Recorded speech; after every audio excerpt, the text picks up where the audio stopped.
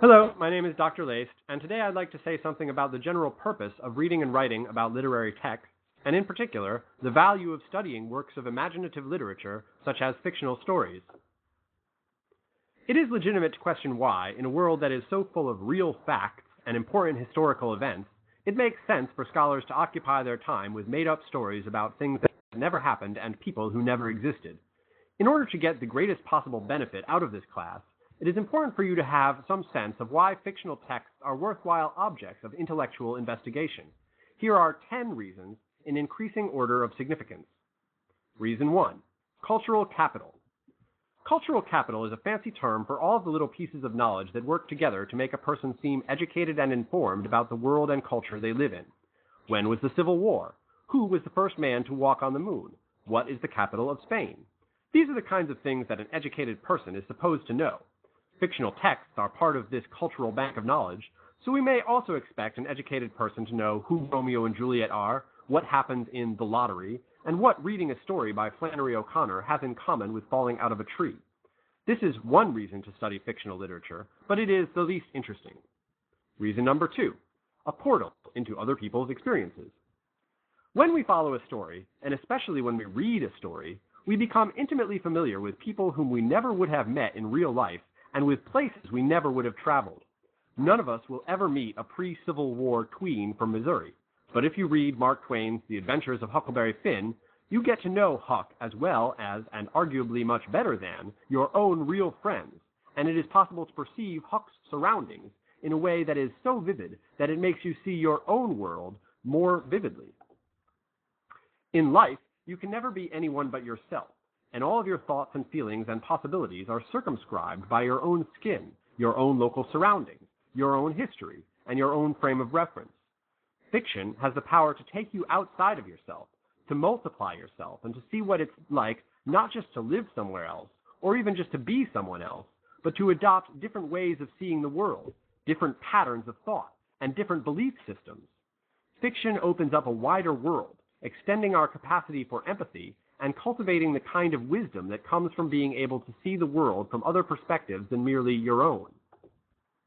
Reason number 3, a shared conversation. When a group of people all read the same story, it is like we have all shared a common experience that binds us together, or as if we all have a friend in common.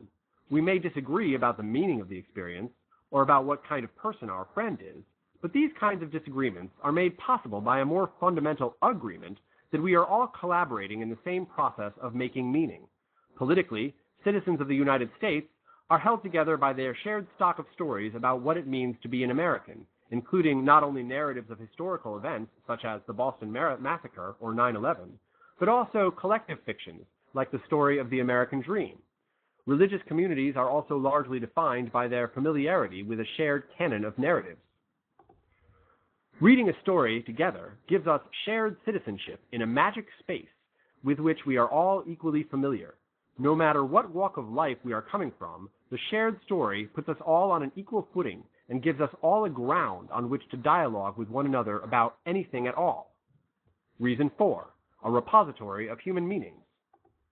We all spend a third of our lives living among our own fictional narratives in the form of our nightly dreams. Whether or not you think that dreams have secret meanings, there is no denying that dreams speak to us about aspects of human life that are so basic to who we are and how we live that we tend to overlook them or to intentionally ignore them in our waking life, our fears, our fantasies, our doubts.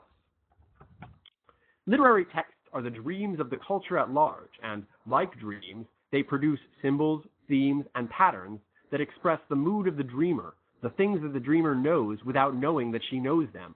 An anthology of literature is a kind of glossary of human experience, providing words and images that give expression to previously unexpressed aspects of our inner life and of our relationship with one another. The myth of the phoenix, the fable of the boy who cried wolf, and the story of Romeo and Juliet all have a resonance that is based in a recognition that these stories express a basic truth about the human condition. These narratives become tools that we can use to provide a fuller understanding of our own selves and our own world. Reason 5, a social mirror. Being a society takes a lot of work. Not only do you have to build all those roads, buildings, and hospitals, but you have to constantly be working to uphold traditions, to build networks of communication, and to sustain law and order. Our societies may be so busy being themselves that they have a hard time seeing themselves and confronting the big question of why they do what they do and whether it makes sense or is just. A story captures a picture of society at large and makes it available for scrutiny and questioning. In the same way that newspapers tell us what's going on in the political world, literature tells us what's going on in the living world of the individual human beings, families, and communities of the world. In a very blunt way, novels like Upton Sinclair's The Jungle or Harriet Beecher Stowe's Uncle Tom's Cabin are attributed with exposing their readers to the secret horrors of unregulated meat processing and slavery, respectively. But even the most intimate love stories or most far-flung science fiction narratives also provide a window into the values of the culture that produces and consumes that work of fiction. Reason 6. A mirror of the reader. When we read a story, we do more than simply absorb a meaning that has been put there by the writer. Reading is an active, creative process in which the reader herself is director, cinematographer, casting agent, and performer. Mary had a little lamb. That's all the text tells us. But without even intending to do so, by sheer power of inherent human empathy, you summon up 1,000 unvoiced assumptions about what Mary looks like, how old she is, how she feels about the little lamb, and why she feels this way. If you have ever owned a pet, Mary automatically becomes a stand-in for yourself, while the lamb becomes your beloved Fido or Mittens. And all the feelings you have regarding your own remembered pet become intuitively invested in your understanding of who this character Mary is. If you have never owned a pet, the relationship between Mary and the lamb becomes invested with all of your own unvoiced preconceptions about pet ownership, and furthermore, about the relationship between human beings and animals in general. Once you realize this, then the phrase, Mary had a little lamb, becomes a kind of ink blot test onto which you project aspects of your own personal worldview that you might not have even recognized that you had. Allowing for this kind of projection and self-discovery is what makes fictional texts act as a kind of tool of self-awareness. The more deeply you read into a story, the more deeply you read into yourself. Reason number 7, freedom from reality.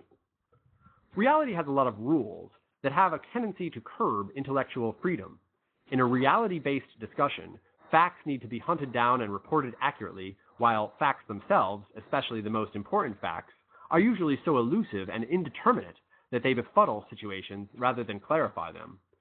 Other people are hard to understand, and it's often difficult to analyze their personalities and motivations without committing the offense of reducing their personhood to the terms of your own analysis and insulting their human dignity. Reality itself is a total flow of ongoing experience, and as soon as you say something about it, it suddenly twists into a different shape. When we discuss literary texts, on the other hand, we can practice a kind of audacious and liberated intellectual activity that is not hindered by any of these obstacles. The facts of a story are perfectly knowable to the extent that the facts of a story are nothing more than the physical words on the page. The characters in stories are completely available for critical analysis. It is not an atrocity to subject them to any degree of interpretation. It is not judgmental to judge them. It is not insulting to insult them. It is not dehumanizing to dehumanize them. The reality of a literary text is not going anywhere. Its beginning, middle, and end can be seen all at once. It is a completed utterance, unlike life, which is totally up in the air until it's over, which it never is. Stories take place in a kind of weightless orbit that allows for perfect intellectual freedom. A discussion of a story provides a safe laboratory environment in which a thinker is free to challenge received truths and to give voice to dangerous or transgressive speculations. Reason 8. Objectivity. For all of their magical, shapeless, ghostly, mirror-like, indefinable qualities, literary texts also have the advantage of being real things that we can make objective statements about. The speculative and interpretive freedom we enjoy in relation to fictional texts is actually grounded in the condition that the facts of a fictional story provide a set of coordinates in relation to which this freedom can orient itself.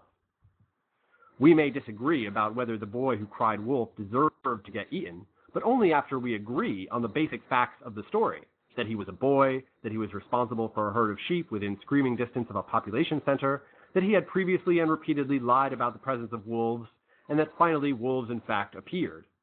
We agree that all of these facts are true, even as we simultaneously agree that there never was such a boy in reality and that these events never really occurred. But this strange situation of having facts without truth allows us to have a very unique kind of conversation. You sometimes hear people say that a poem means whatever the reader thinks it means, but this is a misunderstanding of the kind of freedom the reader has. It is true that the meaning of a poem or other literary text is ultimately determined by the reader. A text never tells you what it means, and if it does, be careful, it's lying. But the reader does not pull a meaning out of thin air, or else what would be the point of reading the text in the first place? The meaning is a way of faithfully expressing the relationship between the text's different elements. An interpretation is bound to its text. It is obligated to the facts of the text. And for this reason, reading is not just an abstract thought experiment, but a complete engagement with reality. Reason 9. Discovering the textual character of real life. Are you a success or a failure? On one morning, you might wake up and say to yourself, "Oh man, my credit card bill's overdue, my significant other is mad at me, my car sucks, I'm a failure." On another morning, maybe because the weather is nicer, or you slept better, or you had a good dream, you say, "All right, I'm in school, I have a good relationship with my sister, I'm in good health, I'm a success."